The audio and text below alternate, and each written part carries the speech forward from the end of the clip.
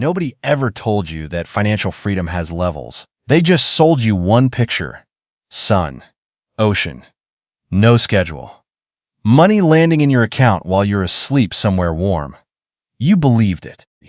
Most people do. That picture is real, but it's level 6. There are 8 levels total, and right now, whether you know it or not, you're already living inside one of them.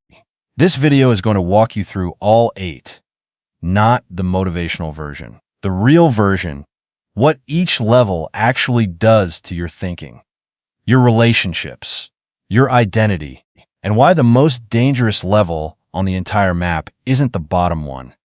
The first thing you do when you wake up is check your phone.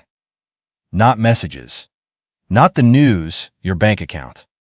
You do this before coffee, before anything, because that number, whatever it is, tells you what kind of day today is going to be. This is what living at level 1 actually feels like. Not dramatic, not cinematic, just a quiet, grinding awareness of money that never fully leaves your head. Around 60% of Americans report living paycheck to paycheck. That's not a small group of people who made bad choices. That's the majority. That's most of the people you know. And the thing about level 1 that nobody explains properly, earning more doesn't automatically fix it. People get raises. They get second jobs. They hustle harder. And they stay exactly here. Because level 1 isn't an income problem, it's a structural problem. There's no system, no direction. Money comes in, money leaves, and somewhere in between, life happened. The exit isn't a bigger paycheck, it's a decision. A quiet, unglamorous decision to do something different with the next dollar before you spend it. Most people are still waiting for the right moment to make that decision. You stopped spending money the moment it hit. That's it. That's the whole move. Small percentage. Every paycheck. Before anything else gets touched, it didn't feel like much at first. It still doesn't look like much on paper. But something shifted. The bills get paid. On time, without scrambling. There's a thin layer of cushion sitting in your account, not enough to brag about, not enough to feel rich, but enough to stop the low-grade panic that used to follow you everywhere. You sleep differently now. Not better exactly, just differently.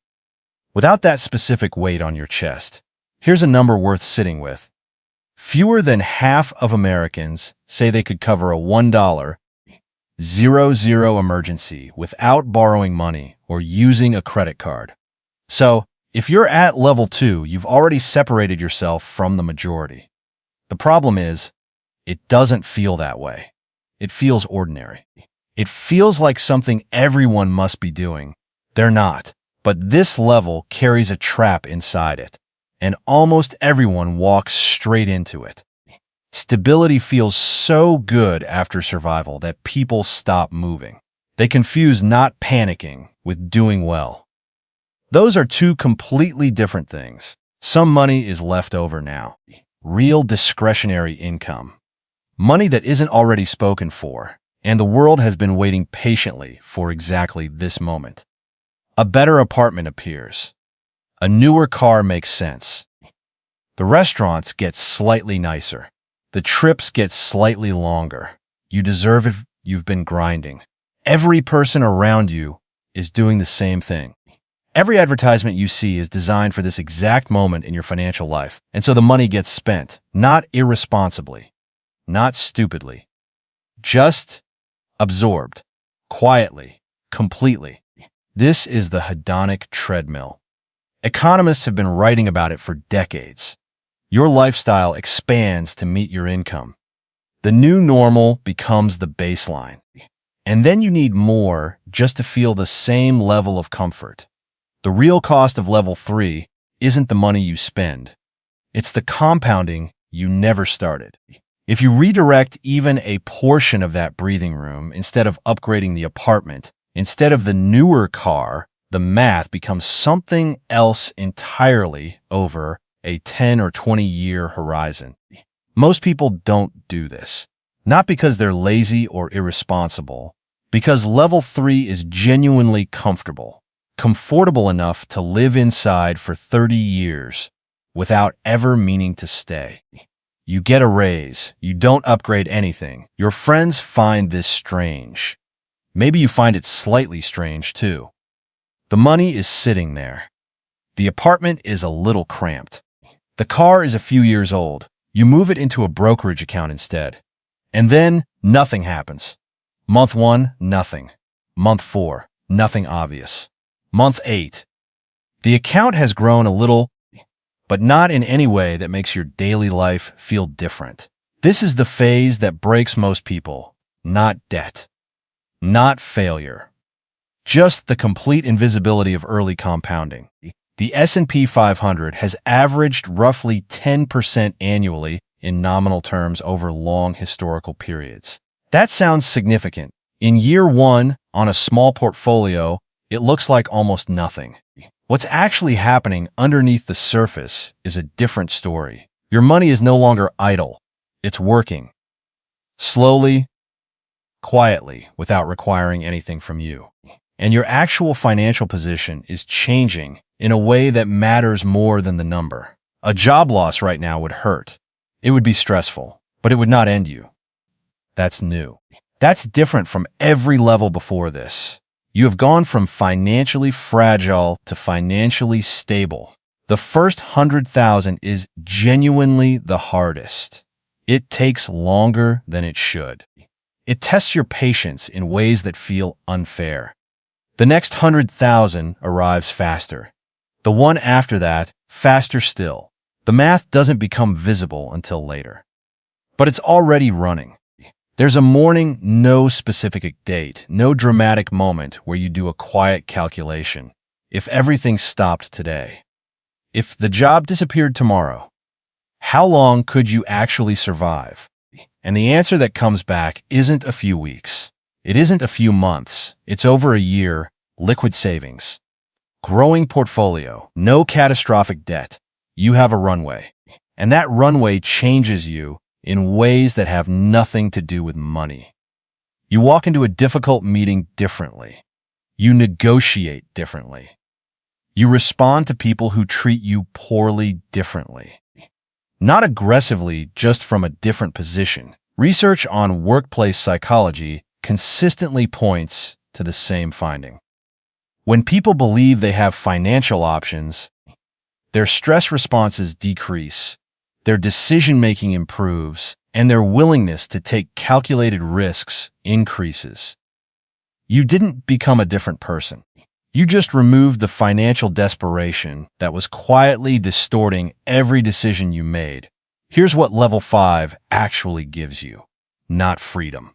Not yet. But the knowledge that you could choose freedom.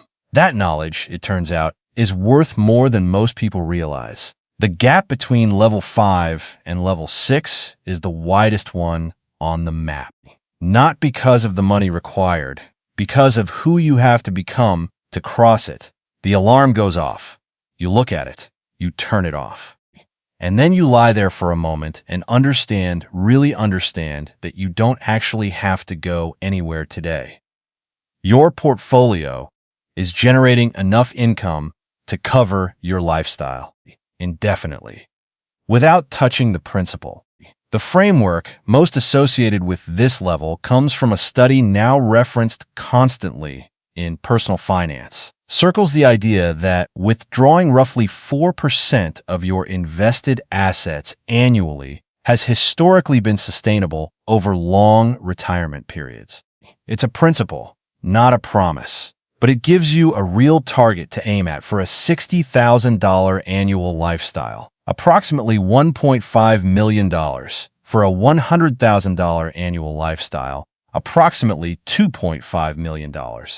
You hit your number. The first week feels like exhaling after years of holding your breath. The first month feels genuinely extraordinary. By month 3, something unexpected shows up, not gratitude, not peace, a kind of restlessness you can't explain. For years, maybe decades, your financial goals gave your days shape, a direction, A reason to wake up with urgency. That's gone now. And the question that replaces it doesn't have a financial answer. Who are you when the goal you organized your entire adult life around no longer exists? A lot of people reach level 6 and get stuck here, not financially stuck, existentially stuck. The ones who move forward find an answer to that question first. You stopped counting what you have. Not because you're careless with money, if anything, you've never been more deliberate about it. But the question changed. It used to be, how do I accumulate more? Now it's, what do I actually want to build with what I have? At level 7, your assets generate significantly more than your lifestyle costs. The surplus compounds whether you actively manage it or not. The top 1% of households in the United States control roughly 31% of all household wealth, and the mindset at that level operates on completely different logic than the levels below it. Money is no longer the game. It's the resource you deploy inside a different game. You back a business, not because you need the income, but because you believe in what it could become. You make investments based on conviction, not fear. You give money away, and it doesn't feel like loss, it feels like leverage. But level 7 has its own specific weight. Every major allocation decision here has real downstream consequences. The wealth can compound into something that outlasts you, or it can slowly erode through poor decisions and lifestyle expansion that creeps back in at a much higher price point. The discipline that got you here doesn't disappear at level 7. It just operates at a much larger scale. The question is no longer about you. You're sitting with an attorney, an estate planner, possibly a family office. The conversation is about structures and timelines that extend 20, 40, 60 years into the future. About people who haven't been born yet. An estimated $84 trillion is projected to change hands between generations in the United States alone before 2045. The families who keep that wealth intact, who actually sustain it across multiple generations, aren't just transferring money. They're transferring a way of thinking about money, because the pattern going the other direction is ancient and documented across cultures and centuries. Shirt sleeves to shirt sleeves in 3 generations. Wealthy grandparent, comfortable child, broke grandchild. It happens everywhere, in every culture, in every economic era, not because the money ran out, because the understanding was never passed down. Level 8 is where you realize that the most durable thing you can leave behind isn't a trust fund. It's financial literacy. The map itself, the knowledge of how the levels work, what each one demands, where the traps are, and what it actually takes to move through them. That understanding embedded in a family, carried forward intentionally, is worth more than any dollar figure. Think back to level 1. The bank account check before breakfast. The math that never quite worked. The decisions that weren't really decisions at all, just survival in a different outfit. That wasn't failure. That was the starting line. Every single person who ever reached level 8, who built something that outlasted them, who made work genuinely optional, who restructured their psychology around abundance. Instead of scarcity, every one of them sat exactly where you're sitting right now, at some level on the map, unsure how far they'd get. The levels don't care about your starting point. They care about your next decision. Just the next one. That's always been the whole game.